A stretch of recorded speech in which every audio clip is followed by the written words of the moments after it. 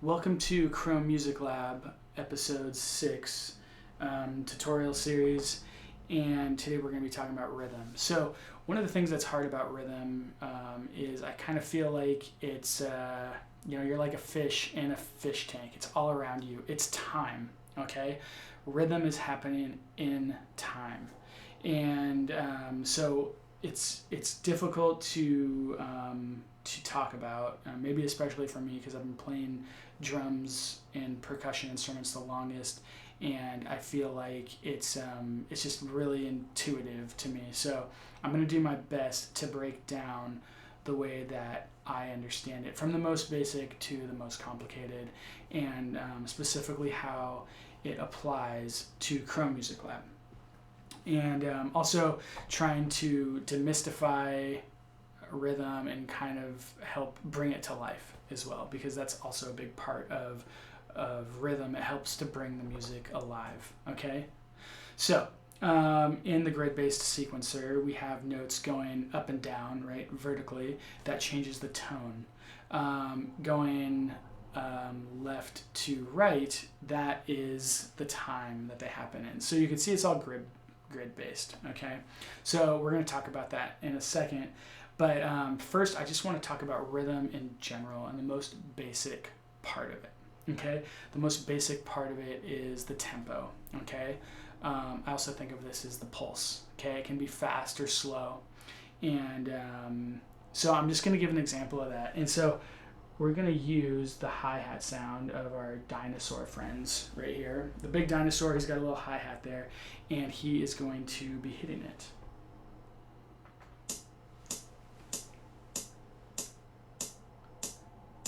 All right, so we just got a pulse. There's nothing distinguished about it. It's just a pulse. We don't know where it begins. We don't know where it ends. What it's missing is a beat. And what the beat does is it helps to give us a beginning, okay? A beginning of a measure. Okay, so there's lots of different types of rhythmic patterns and beats and time signatures and ways that time can be organized in music, but we're going to focus on the most common one, which is the 4/4. Okay, so this means a measure has 4 beats in it. All right, and how many quarters are in a dollar? There's 4. Okay, quart means 4. Okay, so there are 4 quarter notes in a measure. All right, and we're going to establish that one beat with a bass drum. Okay, and this I think is similar to when we were creating an arpeggio. The root note was the note that we used at the beginning to help establish the chord. All right, so the downbeat is what we use at the beginning of a measure to establish that it's the beginning. Okay, it's the one beat. All right, so let's hear that. 2, 3, 4, 1. So now we know where it starts. Okay, before I get into numbers, I just want to get into the idea of so the first thing that we gotta know is where's the pulse. If we're listening to a song, we want to know where the pulse is, or if we're making a song, we want to feel that pulse. Okay. The second thing is where's the root? Where's the root of the rhythm? Where's the downbeat? Okay. Then from there we want to, once we know where the 1 is, then we can start counting, like how many pulses are there before the measure starts over. Okay, so this is the third part that we want to do. So 1, find the pulse. 2, find where the pulse begins, the downbeat, the 1 beat. 3, we want to count those other beats. Okay. 1, 2, 3, 4. 1, 2, 3, 4. 1, 2, 3, 4. Okay, we are on our way. All right. So the next thing we want to do is so a lot of music is about movement in some way, moving this way, moving that way, like the pendulum of a clock. Boom, goes back and forth. All right. Tick tock, 1, 2, 3, 4, something like that.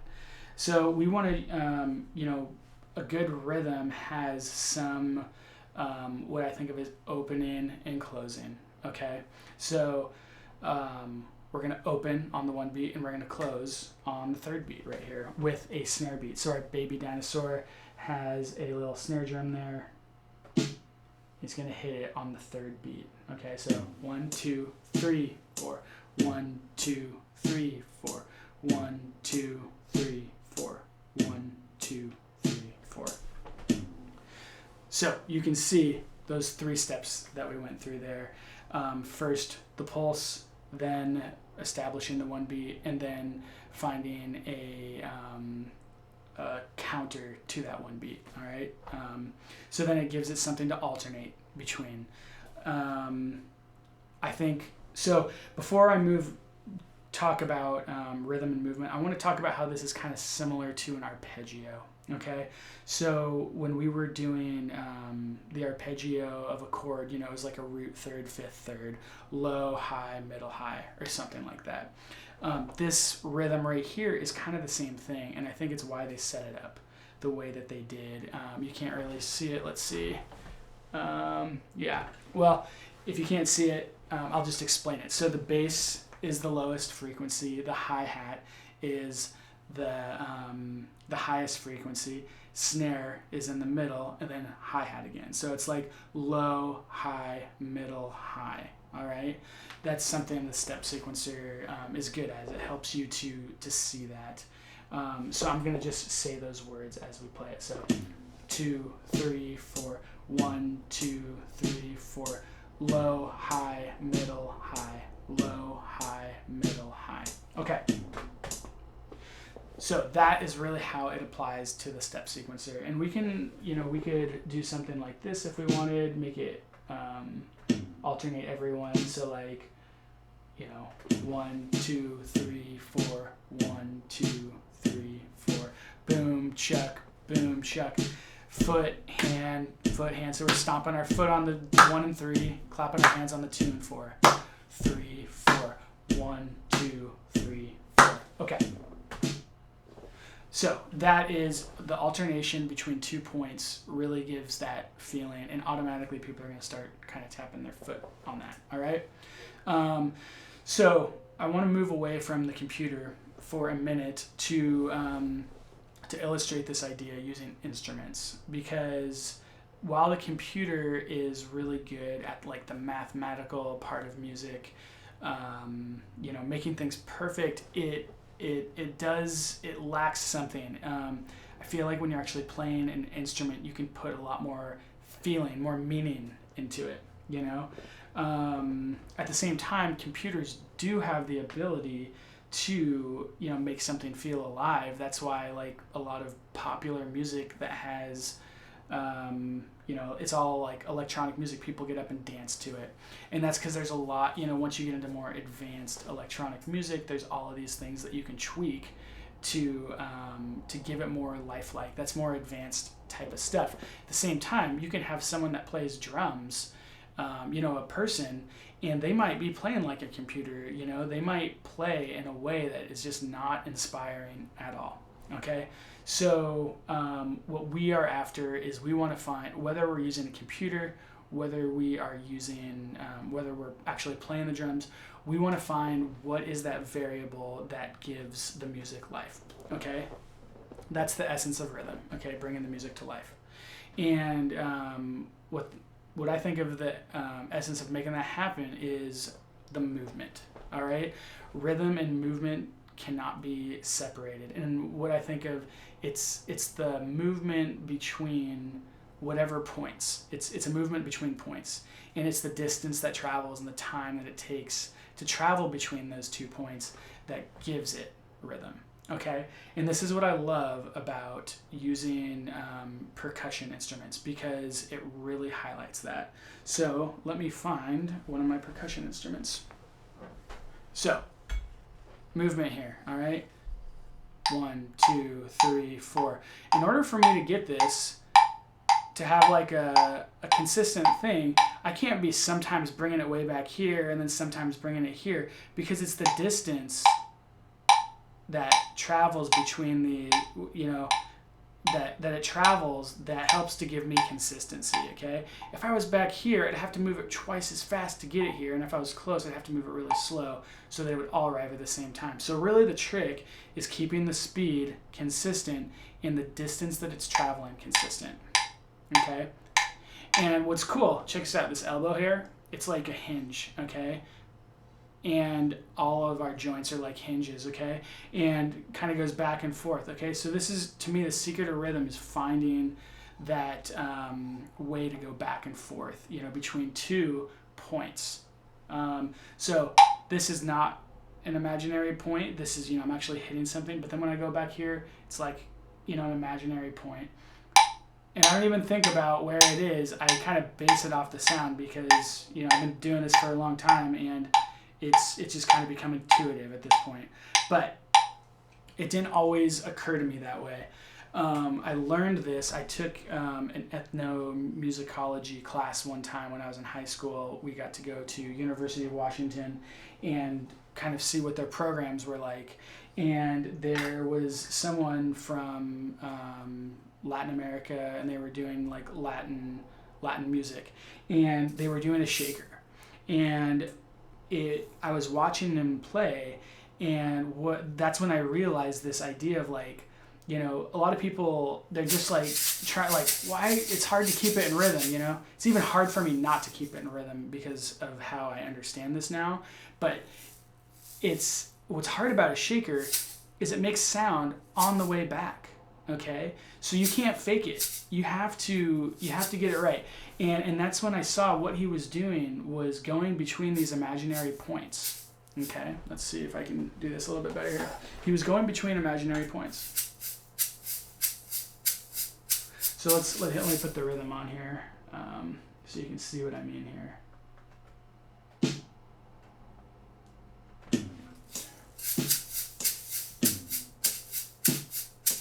So right now, I've got my primary one. That's another thing. I got my primary, that's like my forward one, and then my back ones, that's my secondary. And a lot of rhythm has, you know, a lot of movement has some kind of component of that. Like, what's the primary movement? And then preparing for that primary movement. It's the secondary one. So 1, 2, 3, okay, 1, 2, 3, 4.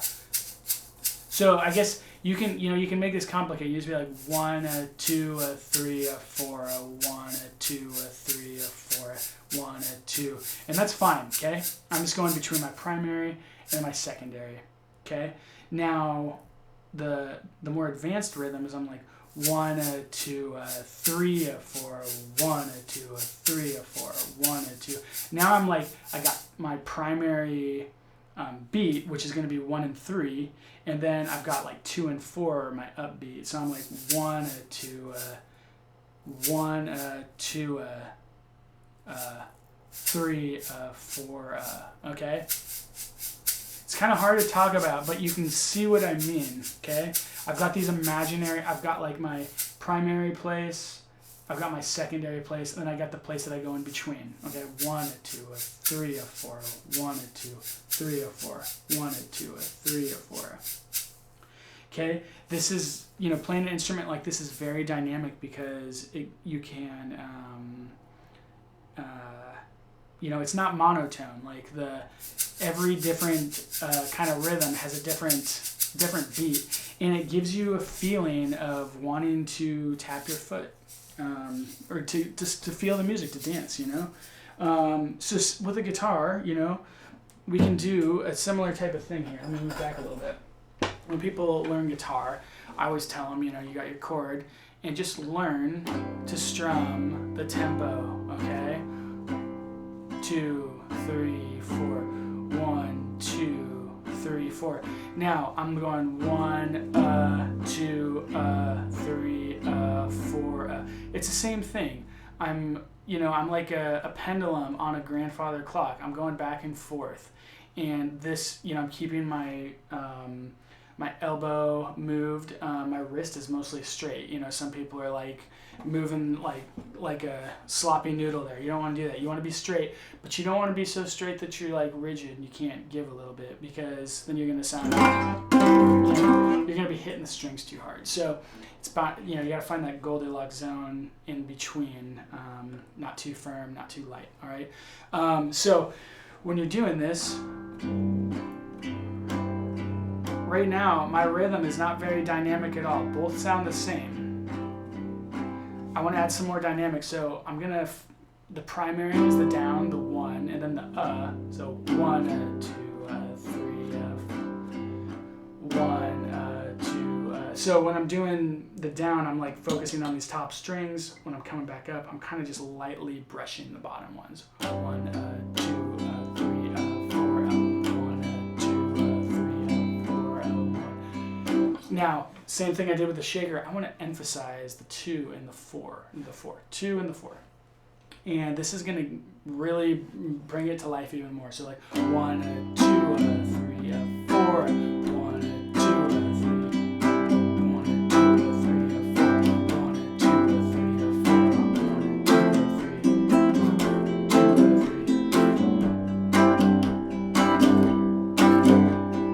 4, 1, 2, 3, 4, 1, 2, 3, 4.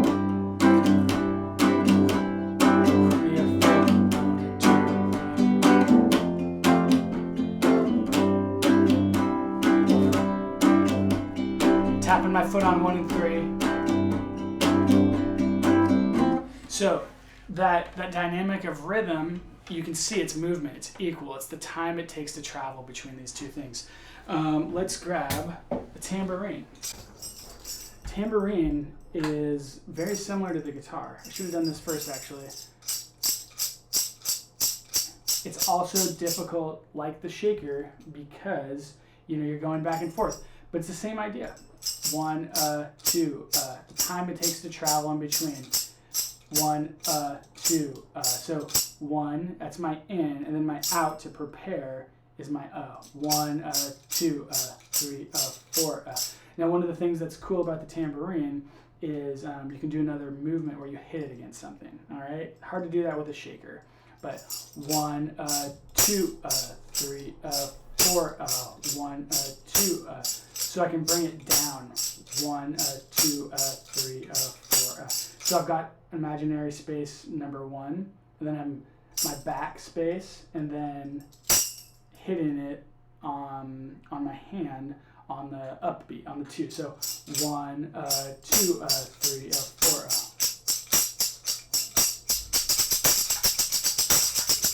That's even more, a little bit more advanced. 1 or 2 or 3 or 4, 1 or 2 or 3 or 4. You can play around with this, but the most important thing is that time that it takes to get between these imaginary distance points, okay? That's what the rhythm is all about, getting that down, and this takes a long time to develop this skill. And so I would encourage you to practice it whenever you can. Whenever you have the opportunity to practice rhythm, do it. Engage every single thing musically that you do with rhythm, trying to get better at it, If you're trying to learn to play guitar or something, don't even worry about changing chords. Just strum it over and over again. Just on the same chord while tapping your foot, counting out loud, paying attention to where's the pulse, where's the downbeat, where are the rest of the numbers, and do I want to emphasize, and if so, how do I want to do that? What beats do I want to emphasize? Which ones do I want to be quiet on? Because that's really what gives the dynamic of the rhythm. Let's take it into Chrome Music Lab, all right? Let's get out of here. All right, so here we are in Chrome Music Lab. We're about to do a rhythm exercise in the Songmaker app. And part of the reason that I like to spend the time using the acoustic instruments is they require you to find the natural movement. Whereas when you're using something computer-based, you can just press a lot of buttons and make all sorts of crazy noises, and people might not like it, or you might not be able to groove with it or whatever.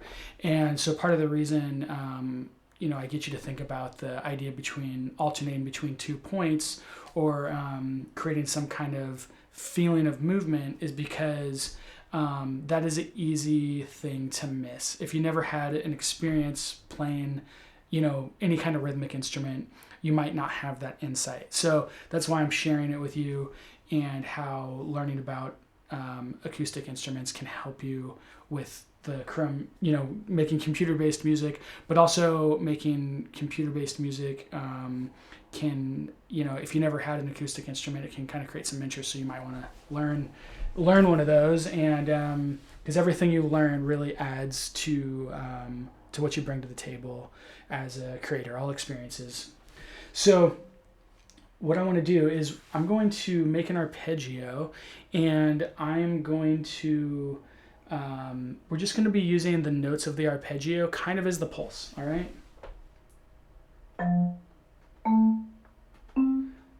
I just hit one note, and I'm doing every other note there. I don't even know what it is. I don't need to.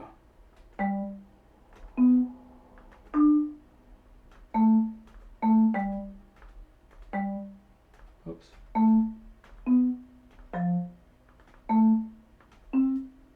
Okay, so these are all quarter notes, and they provide the pulse of the song, all right?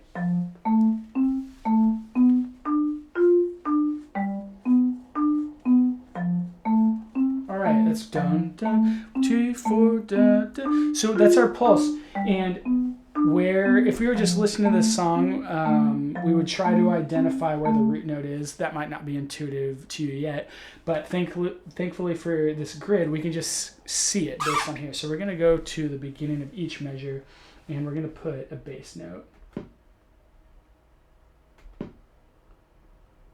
In the Chrome Music app, that is where the shade, like 1 and 2 have a slightly different shade, and 2 and 3 have a slightly different shade. That's kind of what differentiates it.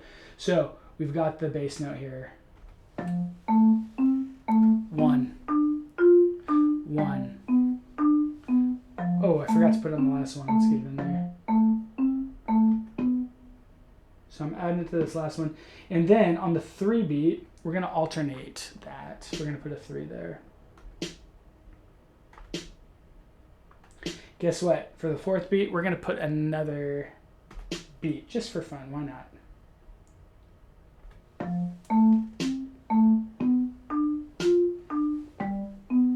All right. I'm already feeling the music here. It's really simple, but I think it's cool. Got my shaker going between these imaginary places. Trying to keep it as consistent as I can.